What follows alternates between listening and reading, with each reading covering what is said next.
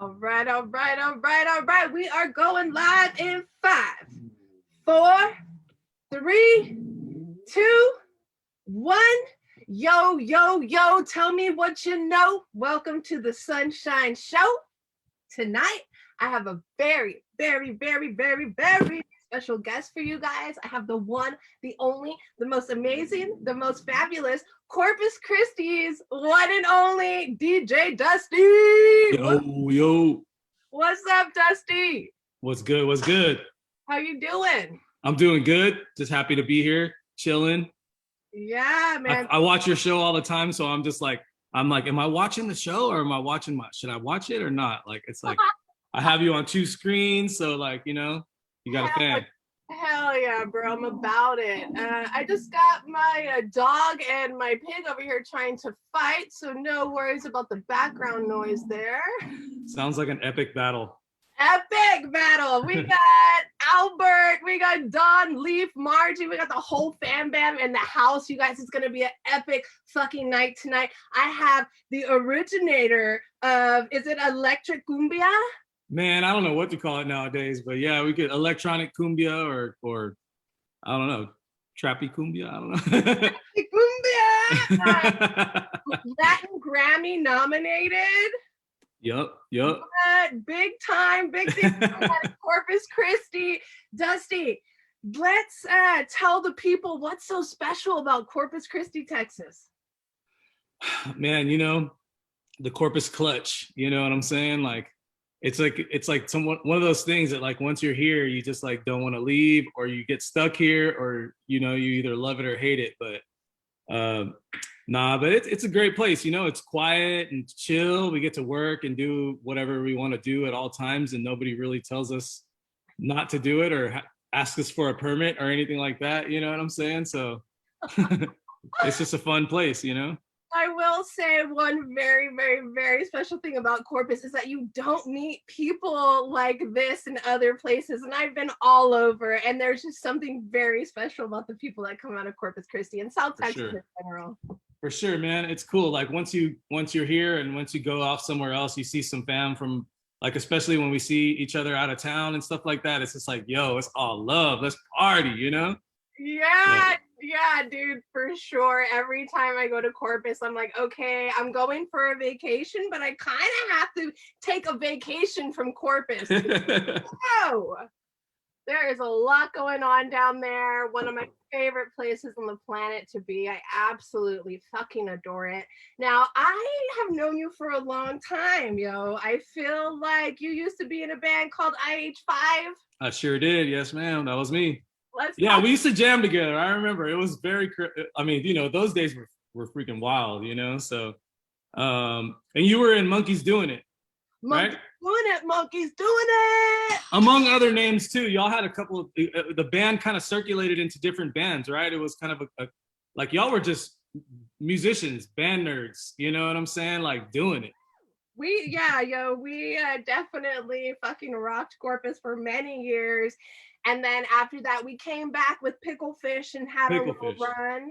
And Justin's still doing his damn thing with the Chonkalas there in Corpus. So, you know, monkeys never die. Never. But yeah, we jammed together a lot of times. I remember, did you guys you had a horn section, and like, did y'all have a DJ too, or was that another band? We had DJ Mongy. Yeah, that's right. Okay. Yeah, man. I love jamming with y'all. I knew that every time, I mean, everybody out there in Kingsville, like, y'all had badass musicians over there all the time. Like, you know what I'm saying? And I feel like y'all's group was like, I don't even know. I wish that we had some of those recordings still and things, you know? Yo, I think about that all the time. We got Soulfire in the house. What's up, yo? Oh, what up? I got you interviewing you tomorrow, bro. So excited for that. So this is what I did. So I was in the first jazz band at A&M in Kingsville. So I always picked out the most choice players and brought them along for the ride for Monkeys in it. So we always had a bomb-ass horn section. And really, you know, what the fuck else is there to do in Kingsville if you're not fucking in a band or fucking or doing drugs? Yeah. So, I mean, you better like... I feel like that was the theme over there, you know? Oh yeah, and it probably still is. I haven't visited in a few years, but every time I go back, that's pretty much, it's like, what are we gonna do? You know, oh, we're gonna go to the bar. You know, there's like one bar in Kingsville, maybe two that you can go to. I think there's 3 now, you know what I mean? Oh shit. Stepping it up in Kingsville. Stepping it up. I hear Kingsville, wait, is Kingsville has a oh no, that's Corpus. We're getting a taco palenque. That's big news out here, you know? What's up, Mama Cantu in the house? Mama, I was just talking about you before we went live. I was asking Dusty about the Texas snowstorm. Let's talk a little bit about that. The Great Freeze. Yo, I had a friend who was literally cooking food in a fireplace and another was boiling snow for water to drink. There's some shit going down out here, man. There was some craziness. There were some people that like froze in their house. Some like a couple that like froze to death in their house, some old ladies and stuff. That's next level. That might be a rumor too. So, you know, I might be spreading rumors. May or may not be a rumor. I think you're right. I did actually read about a few people freezing in their houses. Actually, one household fucking exploded because they were using a generator. Damn. And it was there in Corpus, is where I saw that. And I was like, dude, that's so fucking sad. You have this, like, you think you're all cool because you have a generator to use. You plug it in and then you fucking blow up your house. Like, what? I mean, you probably don't need to have it inside the house either, you know? Probably not. Probably wasn't the best idea, but shit, I bet you they were warned before they did it, you know? The guy was just trying to, you know, heat up his family, you know? It sucks, man. Yeah, yo. Okay, Mom says nickname for Kingsville is Killsville. Yes. Oh my goodness. Very accurate. We got Samson Trevino in the house. What's going on, Samson? I want to talk to Samson. Samson, I know that's exactly what came to you, for sure. So let's talk a little bit about you, your background, your studio, all the cool shit that you have going on. Yeah. Well, I started in a band called IH5, probably like in '98. They were a couple of homies of mine that I had known from different, let me see, like Jason and Ryan were brothers. I knew them from Cal Allen, and Cody I've known since like 2nd grade or something. John like showed up at my house one day with a keyboard, and he was like, yo, dude, I hear you're a DJ. Like, you probably know how to use this keyboard. And I was like, man, I had no idea what the hell this thing is, you know? So, and then Chris, I had always heard about Chris Santos, you know, he was like a legend in Rob Sound. So yeah, I knew about him. and then I don't know, like one day Jason called me and he was like, yo, dude, our band just finished our demo, but we wanted a DJ to put some scratches on there. I wanted to see if you could do it. And it was like 2 a.m. or 3 a.m, you know, and I was all, yeah, come over. And Jason and they all showed up at my house. And I was like, why are y'all doing this right now? It was like on a Thursday or something. And he was like, oh, we're going to release it we're going to have them tomorrow to give away at school. They were still in high school. Yes. They're still in high school. So I was like, all right, fuck it, let's do it. I had just graduated, you know? So, and then, so I did the scratches, and then they were going to do a show like a couple weeks later at the Flamingo Cantina on Santa Fe. Yeah. And they asked me if I would go and do the show with them. And I was like, yeah, dude, that'd be badass. Like, let's do it. So I brought the sampler and all the shit that I used on their songs or whatever. And man, you know, like, and they were like, bro, you got to join the band. I was like, I'm down. Let's do it. And then it was like the end of the school year for them. So like, I think they were about to graduate too. This had to be in 99. So yeah, 99. And then we started like jamming and touring, and like we had a good run, you know, like we got like signed with like some indie label. We recorded a whole album over there with them.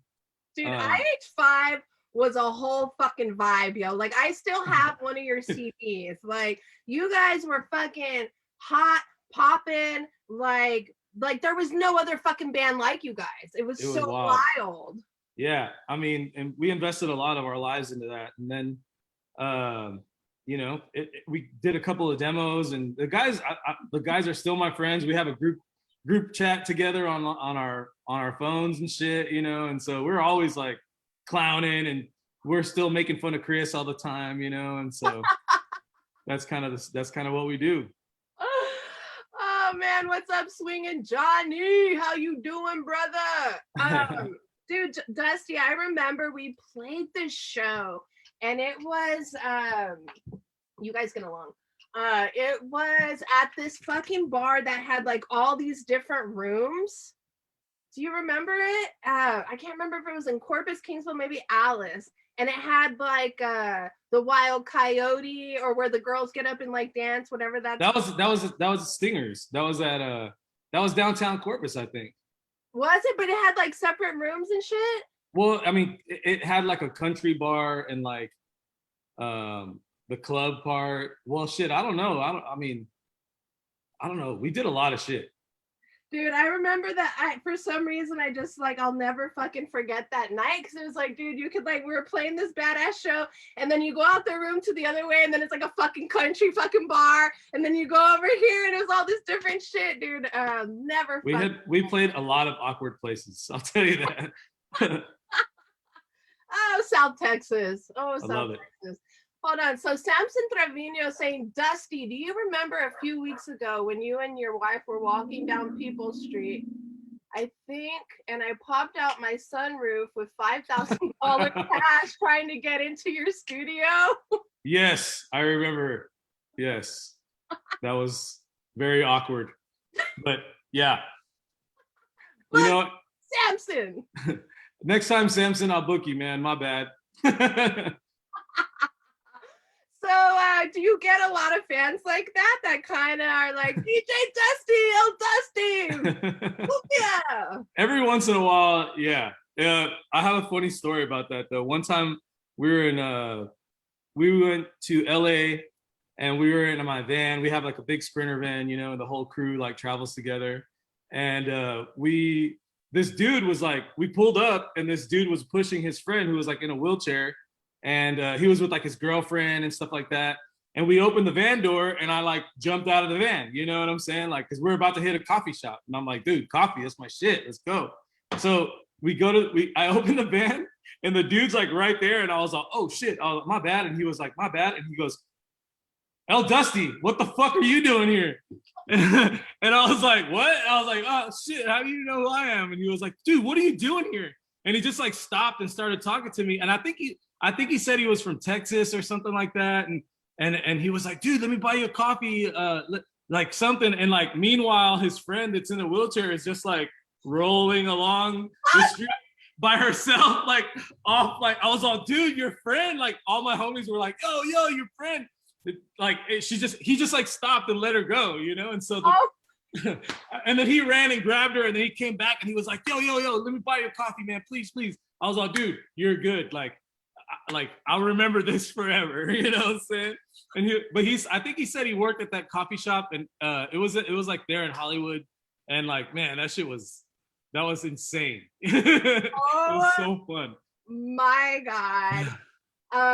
That's so fucking funny. I live with my best friend who's in a wheelchair, and like I can just envision that like happening, you know? Like, it was funny.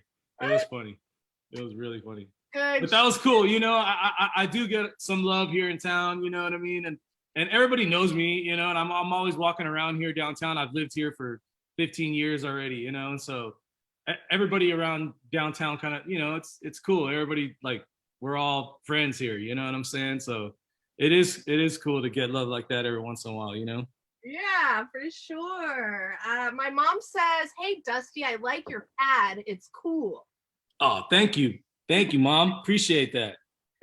Yeah, we've lived here for, I don't know, so many years. I've lived in this apartment since 2009, and like we just remodeled it. So I've put some art on the walls and painted the walls and stuff, and so nice. And we remodeled the studio downstairs. You know what I mean? That shit is popping. It's crazy. Sick. So let's talk about your transition after IH5. What did you do after that? Well, I had started working like at different studios. I was working at Freddie Records for a little while, and then I had always worked at Z95. Like even in high school, I had my first job was pretty much working there. Yeah, but I was like doing promos. I'm basically like setting up shit and taking out the trash and shit like that. You know what I mean? Like I was pretty much edge bitch, you know, like whatever they wanted me to do. 95 was the shit. Yeah, yeah. And so then I started mixing on the air for a little while. I had my little show on Friday nights, and meanwhile doing all the IH5 things and all that. And then I started touring with Baby Bash and Frankie J. And I was DJing for them for about a year. We lived in a bus for like 6 months, you know. All that shit was blowing up, and they had like a #1 song and all that. So it was pretty cool. And then I started doing my own music, like making edits out of like old cumbia songs, and I would sample like I had a bunch of records, like Spanish records. My mom inherited this huge record collection of like 10,000 records from her cousin, who's from Beeville, and then I ended up with those records, you know, when my mom passed. What? And, 10,000? Yeah, it's a huge shelf. Yeah, yeah. Wow. And so then I started doing that, like sampling Spanish music and making rap beats out of it and everything like that. And then I started DJing, and when I was DJing, I was like playing cumbia and shit. You know, I would play like a bunch of hip hop shit, and then I'd throw in like a little cumbia set here and there. And the places that I was playing at were mostly like clubs, you know, like hip hop clubs, like Revolution and Flanagan's and all that kind of stuff at that time. And then I started another band too called El Sancho with John Ryrie and Drophy and I remember Sancho. Rick Osborne was in that band. Dude, Jeremy Guajardo was in that band. Like everybody was in that band. Oh my God, Jeremy Guajardo. I love him. I actually, he just called me the other day. I owe him a phone call. So Jeremy, I'm sorry. I'll call you back, bro. I swear. Oh my God, so fucking cool. And then we had recorded an album, and we were like, it was kind of like a studio project, you know, like we would never, it wasn't like we would, I don't know, like we released stuff and all that, but we never like did anything. I don't know, the band just didn't work out. We started, like everybody was doing different stuff, and you know, Jofi was doing his thing, John was doing his thing, you know, me trying to be a band leader and shit, and I'm not built for that kind of stuff, you know. And then as I started DJing and things like that, I was starting to make my own music and like remix old cumbia songs with like hip hop drum beats and all this kind of thing. And then and I dropped a song, and I made this song, and then we did a video like here in my apartment, and that song was called Que Le Pasa. And when I dropped that video, it was crazy because I've never, first of all, I never released a video or anything like that. Secondly, it like popped, you know what I mean? Like the first day it was like thousands of views and all these people just like playing it and commenting, and it was crazy, you know, and it was like a real hit, like you know what I mean? Like it happened with no effort or nothing. We just literally put the song on YouTube, and it just started blowing up. You know? You didn't already have like a bunch of subscribers? Nah. So somehow it just like clicked on the algorithm and people were seeing this. Somehow, yeah. Everybody was sharing it.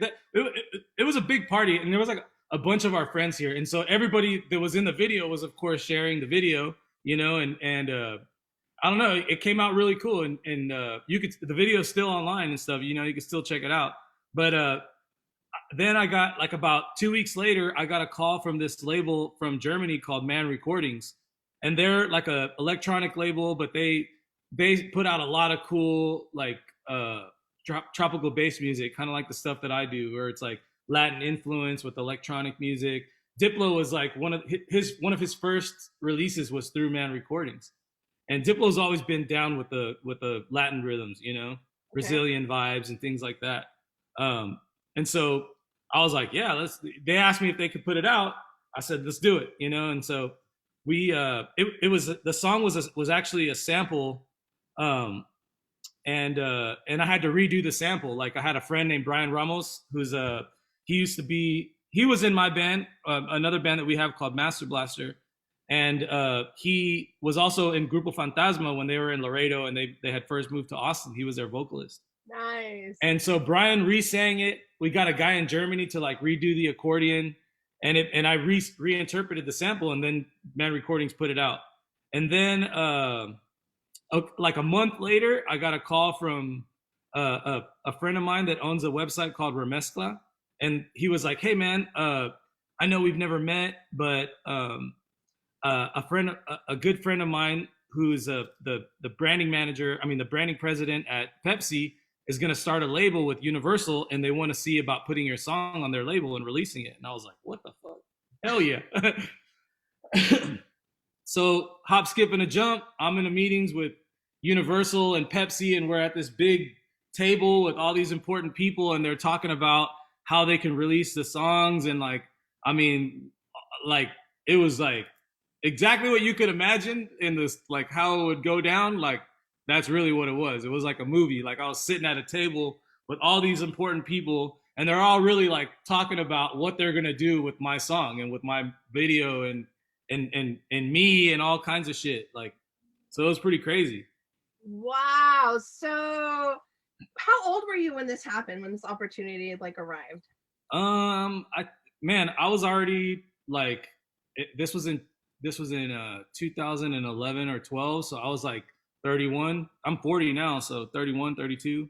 Wow.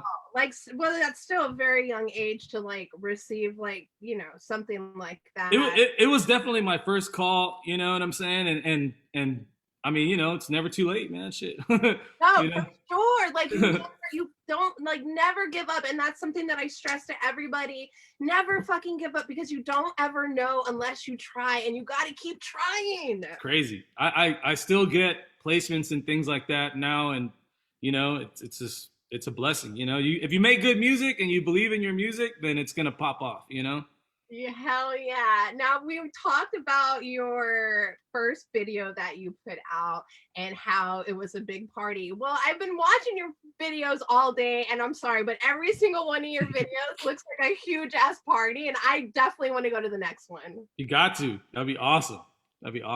Tell me how you orchestrate these videos, and are they mostly in Corpus at your house? Yeah. Pretty much. The dog. Is that the pig or the dog? Oh, that's the dog. Well, I have a bunch of talented friends, you know what I mean? And everybody here, we do videos and we do graphic design and we do all kinds of stuff, and we just kind of put them together ourselves, you know what I'm saying? And we try to do what we can. And some of us have video equipment. Some of us have, stuff to do, all kinds of stuff. So we just kind of get together and get creative, and start thinking of things. But, now we're a little older and a little more experienced, you know what I mean? And we kind of do it for a living. So it's a little easier now. I wouldn't say I wouldn't say less fun. It's still fun. We still act like we're teenagers, you know what I mean? Like doing stuff. But, we do orchestrate this stuff.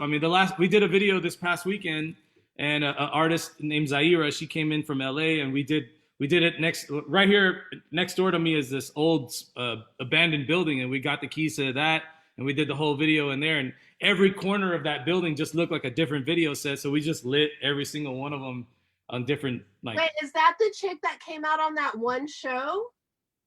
Zaira? I don't know. I'm not sure. Does she have like long dreads? No. This is another girl that she does like EDM music and things. She's really dope.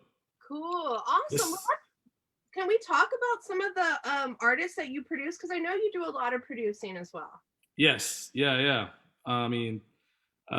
Whoever calls, you know what I mean? If it's cool and I get a good vibe, then I'm like, yeah, let's try something, But I work with a lot of different people. I've done a couple reggae songs. I got a song with New Kingston and a dude named Runkus. And then I have some songs with these guys, Blaze Mob, a bunch of songs with Soulfire. I got some tunes with let's see, like a lot of electronic artists from Mexico and things like that. You know what I mean? Very awesome. So whatever genre. I mean, I've done work with Signo they're like a norteño band that they're real big out here. Anything, you know, I've done remixes for Juanes. I did like a remix for J-Lo. I did a remix for Paris Hilton. There's a Paris Hilton El Dusty track out there somewhere. Yeah. What? How come I've not heard of this until right now? These ones haven't been very highly publicized as much as the Cumbia tunes, you know? Yeah, there's a lot of stuff floating out there, man. I mean, you know, with the Universal tag, I kind of got like a lot of little opportunities, you know what I mean? And they started rolling in as soon as I got signed, so that was cool. Wow, that is fucking awesome. I'm gonna say what's up to a few people in the comments. Haylor Tank, thanks for hanging out. Mama Dawn, we have Tomas Chavaria. Am I saying Chavaria. Chavaria. Tomasita, my aunt. Is that your aunt? Yes, it is. Auntie, hello. Thank you for joining us. Samson says Dusty times Drophe. What is that? Drophe is he was the rapper that was in my El Sancho band. And he's like, but now he's living in LA. He's like huge rapper nowadays. You know, there was a billboards on him all over the place, and he's really dope. I'm really proud of what he's doing. Wow. That is so fucking crazy. How do you stay so humble and so like just so kind and so friendly? My dad beat the shit out of me when I was a kid. No, I'm just joking. My dad, my dad was a real humble dude. You know, he did a lot of cool things in his life, and he always kept it real, and I respected that a lot, you know. And so I think that me and my brothers kind of got that from him. You know what I mean? Oh, well, bless him. He did such a great job. Amen. We got Diego Martinez in the house. What up, Diego? What's up, Diego? So let's talk about your clothing company. Produce, yeah. Well, when we moved downtown, I met a guy named David Lee. I have known David because he worked at Who Dat, and Who Dat, like I used to eat Vietnamese food all the time. Well, I still do, but I used to go there all the time and grub down with him, and he knew our orders. He knew exactly, you know, he was always into like cool music and stuff. Well, come to find out that his sister is a girl named Melody, and I would always see her at another location like way before this, and she was always like, man, you got to meet my brother. You remind me of him so bad, and you guys need to meet up. We can meet up. And then finally, after I was like already knew David, we kind of put two and two together, and I was like, dude, I know this. So we got together. He was always like telling me he had all these plans, and you know, he was a waiter at Who Dat, and he was just like, yo man, I'm gonna open up this sushi bar, and I'm gonna have DJs there, and it's gonna be cool, and boom boxes and all kinds of like hip hop shit. And I was like, man, whatever, dog, get my Dr. Pepper, you know what I'm saying? And so I always thought he was crazy, you know what I mean, like straight up. And then sure enough, he starts this sushi bar on the island. And he calls me up and he's like, hey, Dusty, you still got that big boombox? And because I have this collection of boomboxes, but I have this like one of those Lasonic, like the OG big one. And I was like, yeah. He was like, dude, can you come over? We're gonna do a photo shoot at the sushi bar. And I was like, what sushi bar? Like a Who Dat? And he's like, no, I made it. I told you I was gonna open up a sushi bar. I was like, oh shit. All right. So and it was a sushi bar on the island, and that thing, I mean, it had a good run. You know, we opened up 3 locations downtown. We had a South Side one, the Island one. That shit was just cracking. I feel like that place was like a cultural like turn for Corpus, because we had never had anything like that here in town. And now everywhere we go, there's a lounge and DJs and all kinds of things like that here in Corpus. You know? What sushi bar was it that he opened? It was called Sushi Bar, and it was on the island, and then there was one on the South Side. So it was cool. Like it was a vibe, you know, we were there every day, you know what I mean? It was just like all the time over at Sushi Bar. It was great. Good food. I mean, The Hell vibe yeah. was just, yeah. And then we all moved down. He was like, yo, let's, he goes, because I wanted to kind of, I kept getting fired from all these different studios, right? And so I wanted to start my own studio, and I kind of wanted to start like a DJ school for like kids and stuff, and then and he wanted to do like a clothing store, and so we were like, dude, we should do this like clothing store / studio thing, and I was like, all right, let's do it. We found a little spot at 6 Points, and then the morning that I was supposed to go get it, I looked on Craigslist and I found this spot where it was like 3 separate spaces, and it was all for $800 a month. And I was like, dude, I don't think this is real. I'm gonna go check it out. David was like, go get it. Like, go get it. That's the one. He's like, it's downtown. I was like, yeah, but there wasn't shit happening downtown at that time, you know? I was like, man, I don't know, but whatever, you know? I'll go check it out. I went down here, and sure enough, it was like these 2 hippie people. They were real cool, and they were just like, check this place out. It's great. Like, what do you want to do? And I started telling them all the stuff, and like, there was like a one whole space that could be whatever, and then another whole space that could be whatever, and another. It was 3 of them, and I was like, all right, cool, let's do it, you know. And we ended up moving here instead of on 6 Points, and I believe now. There's a whole bunch of like vintage stores there now. A couple of our friends have some studios there now and stuff. So 6 Points it is becoming a cool spot, you know? Yeah, there wasn't. I think there was like a Hobby Lobby or something there. Is that what you're talking about? That 6 Points?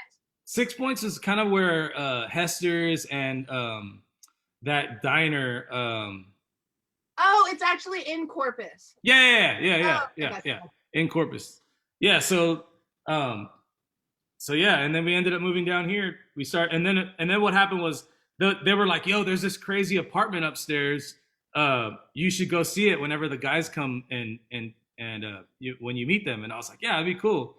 And so at that time, I was living in Cal Allen at my parents' house with my parents, and I had just got fired from a job. You know what it is? You know, you get fired, you go home, you chill, you get your life together. You know what I mean? And so.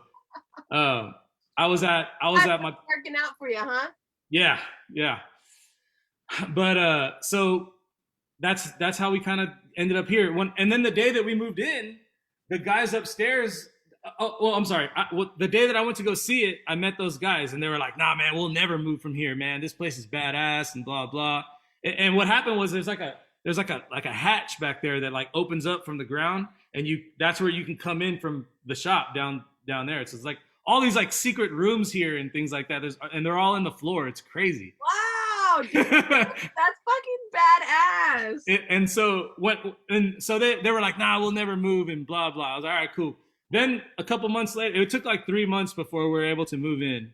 And then when we moved in, the guys upstairs were like, yo, I'm getting married. We're gonna move out. I was like, for real? I was like, well, do you think that like the lady will let me move in here? And she was like, hell yeah, I'll tell her. And so he told her, she hit me up, and sure enough, like we moved in, man. And it was just like, it was like every single day we were doing creative stuff. Charlie Sermon lived here. A guy named Sharat lived here.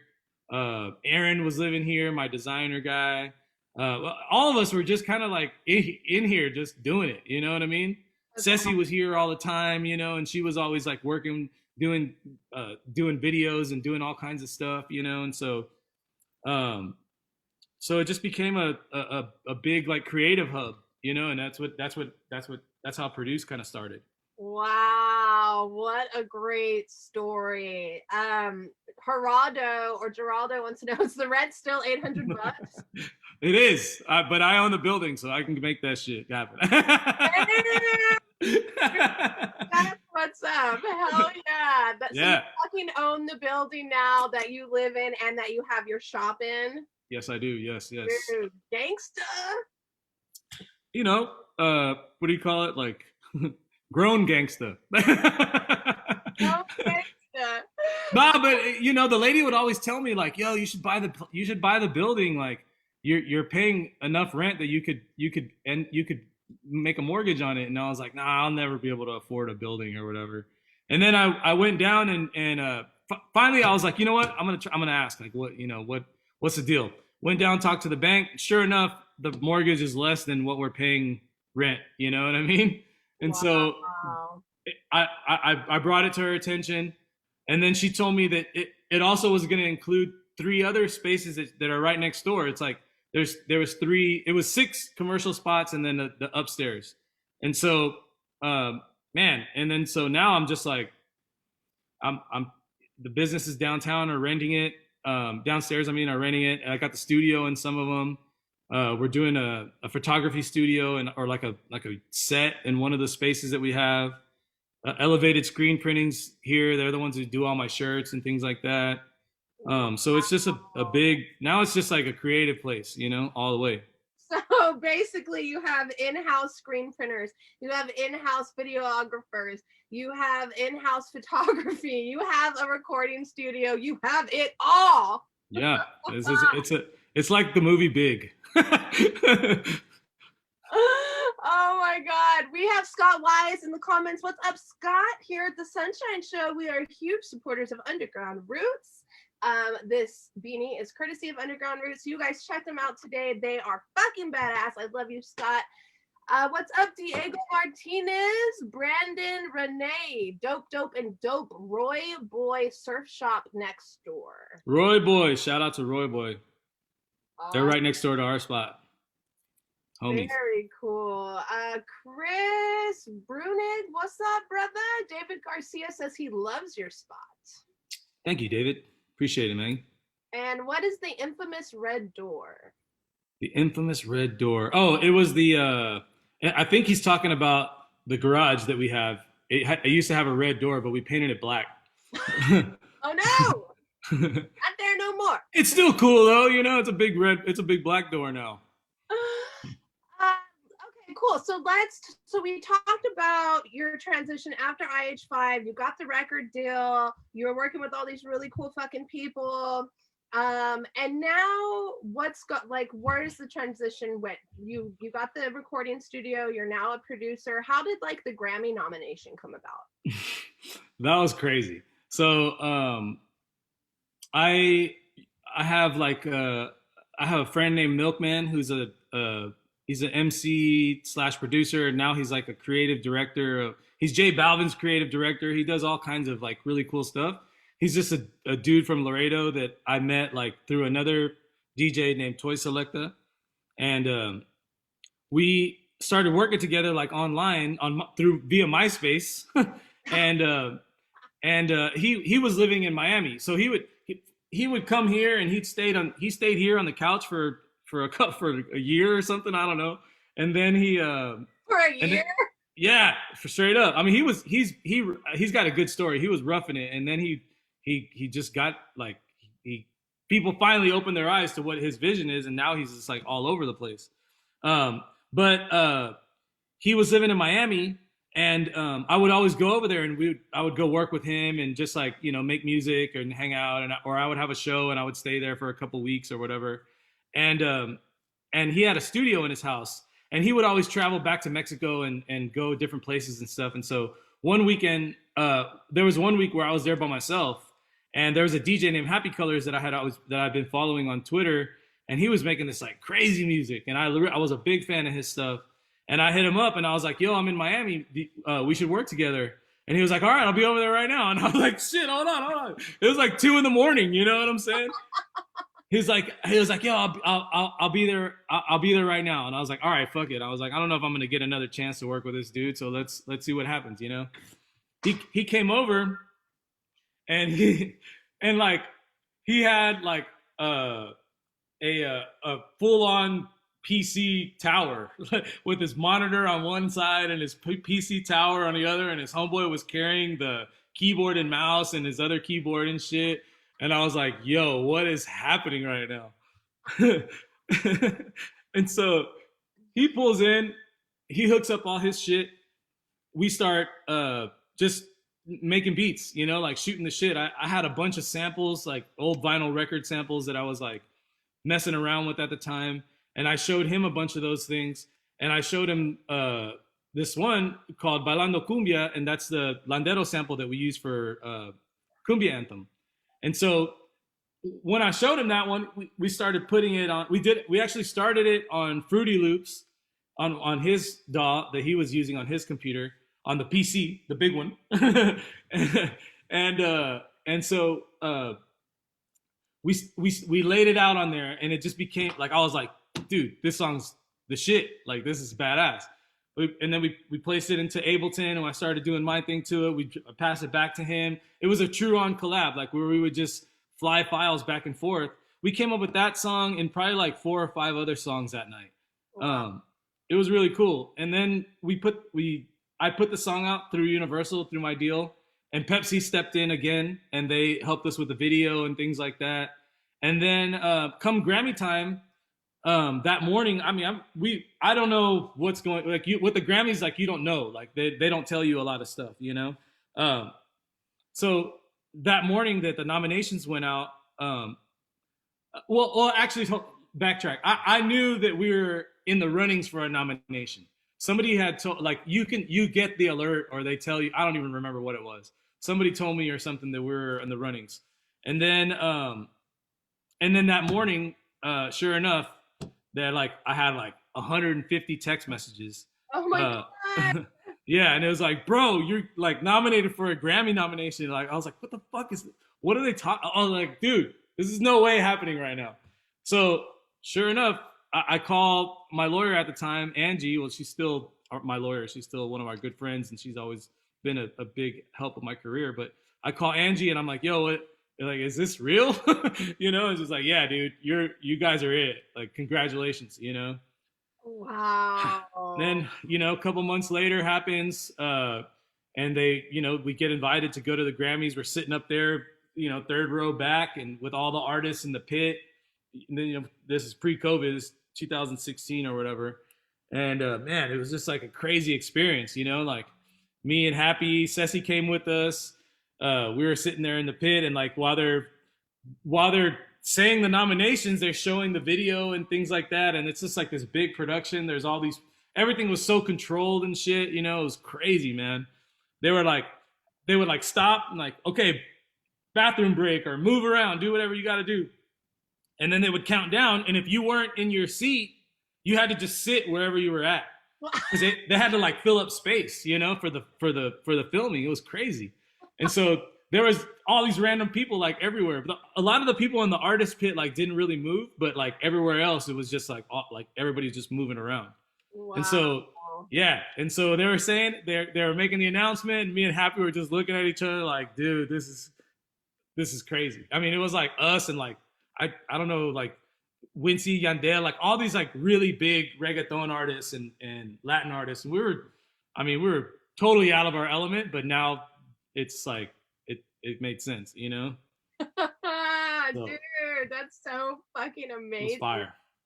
I can't even imagine. And did you get to play like a pre-party or something? I had done a couple of them. I had did some Billboard pre-parties, and I'd done like BMI pre-parties, different ones for different companies. You know what I'm saying? So yeah, we had been there. I had been there a couple of times. I've done the Grammys, the Billboard.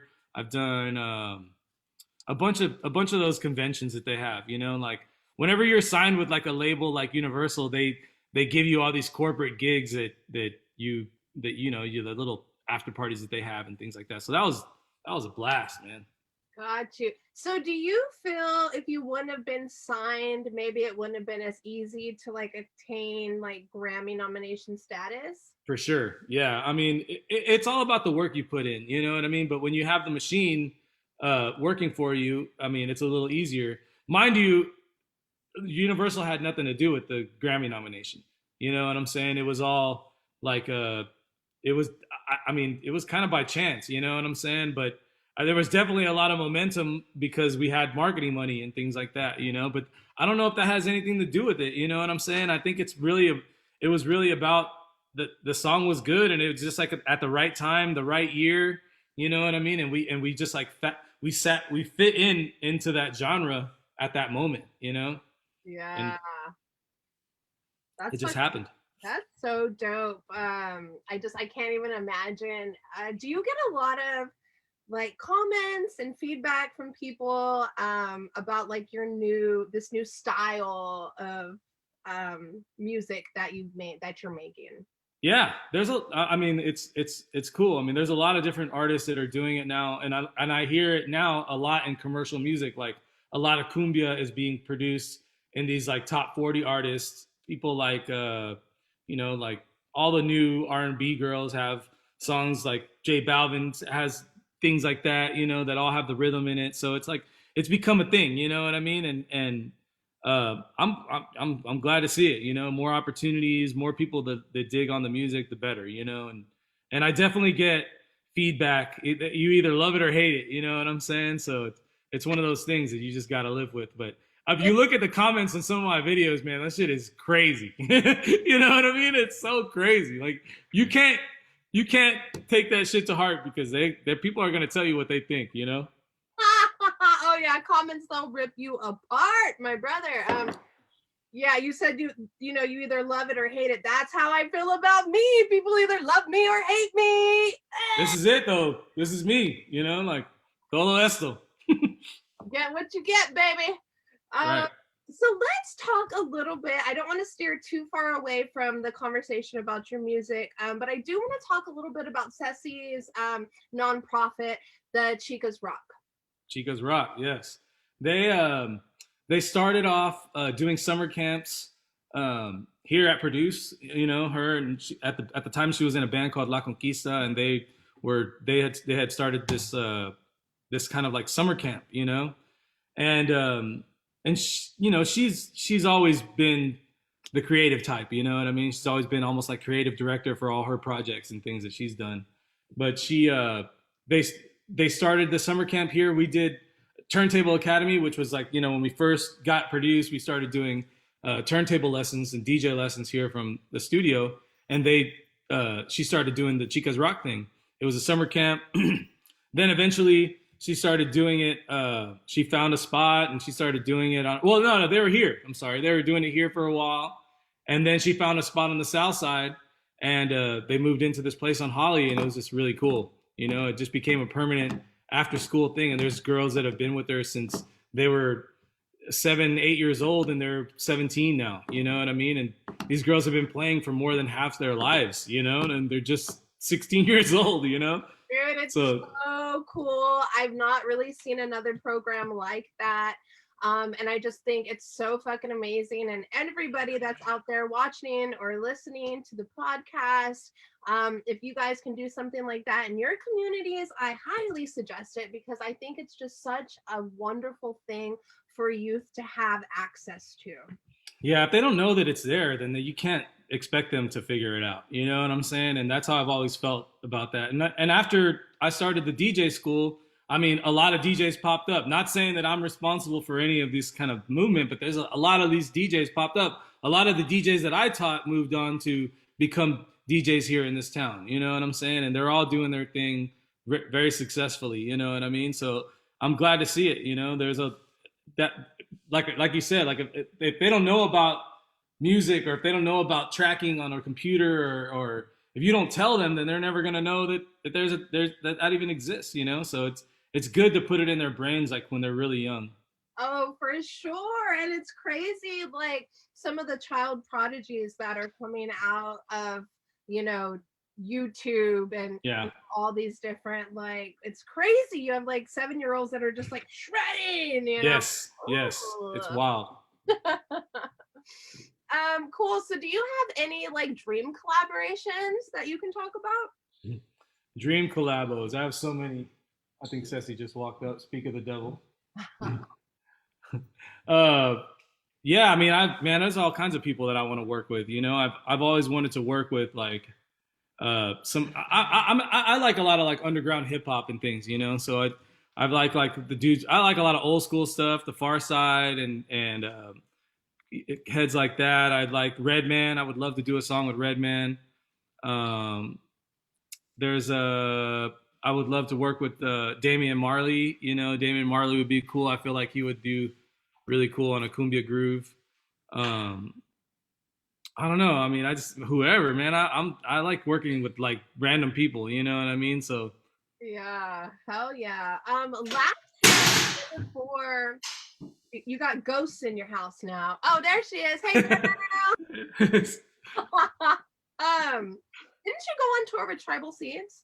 Yeah, yeah. Right before the pandemic, we went on tour with Tribal Seeds. I did a remix for them, that Gunsmoke remix. I made it into a cumbia, and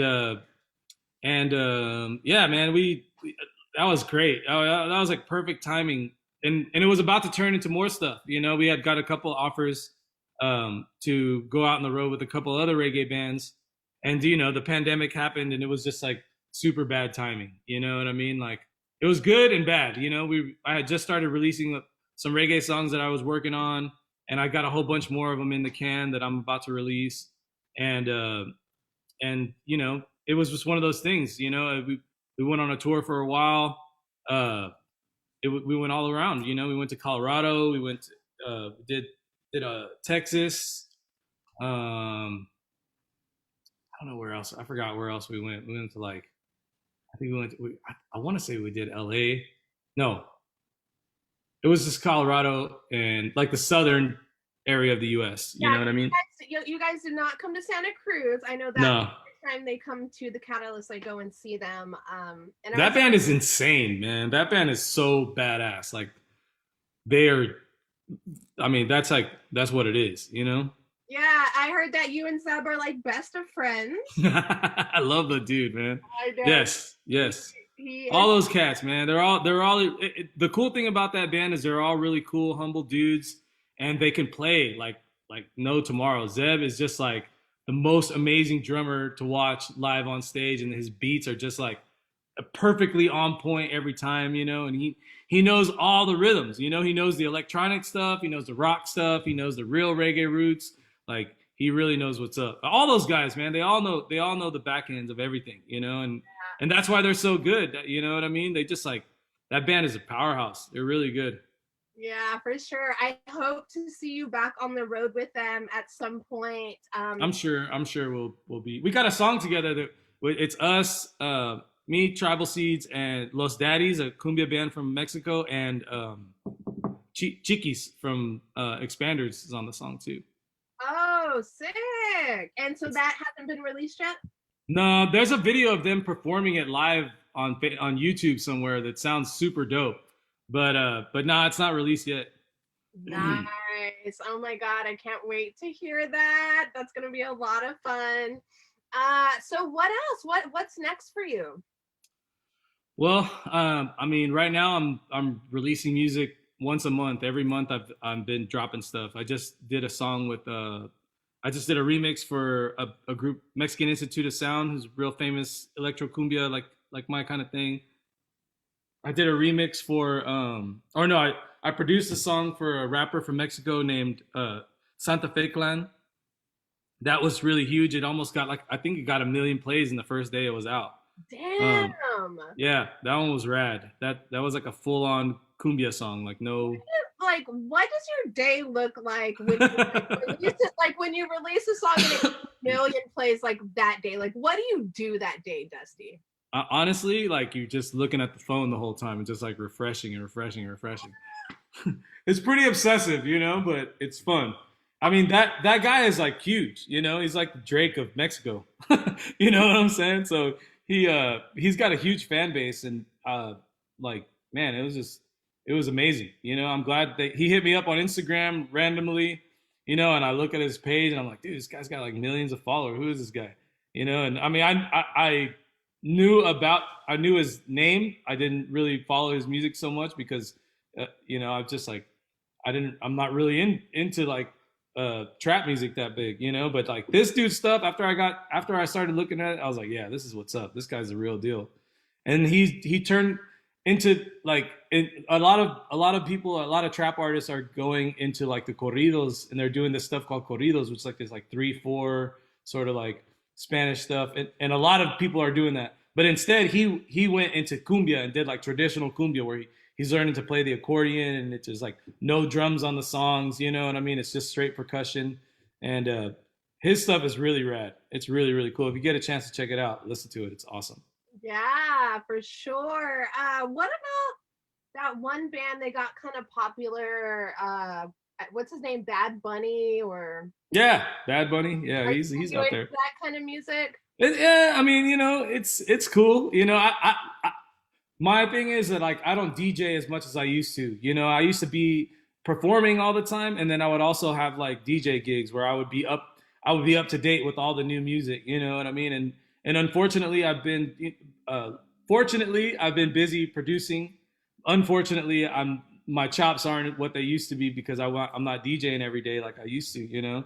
But Bad Bunny, I love J Balvin, I love all those guys, man. They're all cool dudes, and their music is really cool, and I love what they do for the culture, and it's just cool to see that kind of music blowing up and getting so big. Dude was like on Saturday Night Live the other night.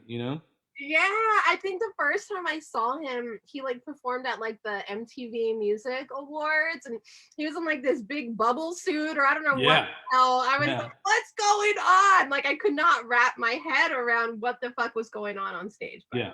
He's a wild. do it. All right, you guys, we are coming up to about an hour. So if you guys have any questions for Dusty, drop them in the comments. I'm gonna shoot him 2 more questions and then we're gonna get the fuck out of here. It's been a great time with you. Thank you so much for hanging out. Okay, so one question I love to ask my guests are, if you had a dinner party and you could invite 5 musicians, dead or alive, who would they be and what would you serve? Sushi bar. Classic sushi bar menu. We'd go with some ninja noodle salad, the handmade, the homemade dumplings, the Godzilla roll, which is just like this roll with a pile of food on top of it. We'd have all the good stuff from sushi bar, and then it would be, let's see, man, that's a good one. We'd have like Sister Nancy at the head of the table, so she could be. So afterwards, if we get in the studio, she can start laying down some vocals, freestyling, and things like that. We'd have, let's see, man, that's a hard question. I don't really know that. I like so many musicians. Let's put Zeb in the dinner table too, because we need somebody to play drums. And he's entertaining. He's very entertaining. Very entertaining. Very entertaining. We'll get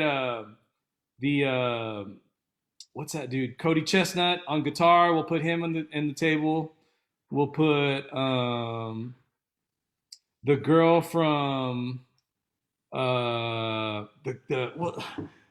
what's the name of that band that does the Tank Girl? The girl, those 2 Japanese girls that you like, Ceci? The Sibomato or something like that. Like, yeah, we gotta put those girls at the table. Okay, it's a whole party. It's a party. It's like, it's a big mashup, And then we'll put like to produce the whole thing, we'll get like the Dust Brothers, or like what's his name? Rick Rubin or something at the table. Like, put us all together and then like, let's go at it. So there you go. Damn. The next track that you produce, I want you to really think about the people that you put around this table and how they're going to produce the track that you need to get gold. Yes, for sure. I love that. That is a great mix of people. Great. I love that so much. That was an unexpected question. I should have put Ramon Ayala at the table too, Yes, we'll put Ramon Ayala, because hello, Ramon Ayala. Yeah, hello. Hello, can you give us your best grito? I like the short and sweet ones, When you get really hype and it's like, you don't even have the air to do it, you just let out the like, that's like all the passion you need. Then you drink a beer and you're good. Oh shit, I've never heard a grito like that, but I'll take it. That's the really hype ones, because you don't hear those because they're off in the back just getting all crazy. All right, brother, one last question. Do you have any advice that you could give people that maybe are trying to get into the industry or like feeling unsuccessful? Yes. One bit of advice that somebody told me, and it's like, it stuck with me, was this like, don't get married to the song. you sometimes, like when you're making music and you have all this expectations in your head and you want to make the song so perfect and you just never release the music, you know, like I have that habit as well. I got 25 complete songs that are in the can that, like, you know, luckily my plan is to release one a month, but like this music should have been released, like, all, you know, it should just be, you make it and you release it, make it and release it, because every time it's just gonna get better, you know what I'm saying? You're always gonna have, you're gonna learn more, you're gonna learn more from what you did with the release, like how you promoted it and things like that. But mostly it's just like, don't get married to that track, like let it out, it's done. When you, like, it's done, like you don't have to be going back to it every day and working on it 100 times. Like, you just need to get it to where it is and then just release it, because most of the time you're just over analyzing it, and people are gonna like it. If they fuck with it, they fuck with it, you know, and Dude, that's what it is. That's great advice. I have that problem all the time. I had my one friend, Blaine Dillinger, he plays guitar for Hyrie, and he said that he does recordings 3 times and that's it. And I'm like, oh my God, I could literally sit and record a bass line for an hour and just play the same shit over and over and still not happy with it. Like, that's insanity. Yeah, that's, I mean, a lot of people are guilty of it. I mean, everyone is, myself included, you know. It's just one of those things. It's like you never are, it's never going to be the way you want it to be, because every day you learn something else or you hear something else, and it's just like, get it to that point, you know? Yeah, for sure, man. All right. Thank you so much for hanging out with us tonight. It's been such a good time. You guys, tomorrow night I have Soulfire on the show, and he actually works with DJ Dusty exclusively. So I'm very excited to interview him. You guys, thank you all for hanging out. David Garcia, Diego Martinez, Mom, 23 Hours, Sean Mecca, Diego, there we go again. Dawn, everybody, I love you all so much. Samson, you the real winner, chicken dinner. All right, you guys, I love you all. Be kind, stay safe, keep smiling, and keep fucking rocking and rolling. Dusty, I'll talk to you later, bro. All right, Sunshine. Thank you. Thanks for having me. Later. Thank you so much. Bye.